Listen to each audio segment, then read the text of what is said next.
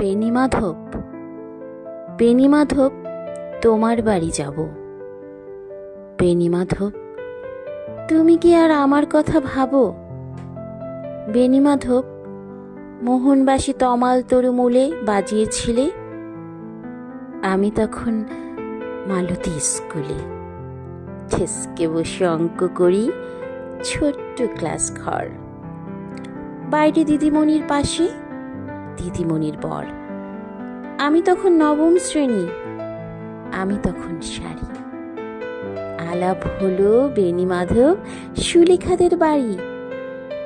বেণীমাধব, বেণীমাধব লেখা পড়ায় ভালো। শহর থেকে বেড়াতে এলে আমার রং কালো। তোমায় দেখে এক দৌড়ে পালিয়ে গেছি ঘরে। বেণীমাধব, আমার বাবা দোকানে কাজ করে। কুঞ্জলি কুঞ্জে তবু ফুটেছে মঞ্জুরি। সন্ধ্যাবেলা পড়তে বসে অঙ্কে ভুল করি। আমি তখন নবম শ্রেণী, আমি তখন 16। ব্রিজের ধারে বেণীমাধব লুকিয়ে দেখা হলো। বেণীমাধব, বেণীমাধব, এতদিনের পরে সত্যি বলো, সেসব কথা এখনো মনে পড়ে? সেসব কথা বলেছ তুমি তোমার প্রেমিকাকে? আমি কেবল একটি দিন তোমার পাশে তাকে দেখেছিলাম আলোর নিচে, অপূর্ব সে আলো। স্বীকার করি দুজনকেই মানিয়েছিল ভালো।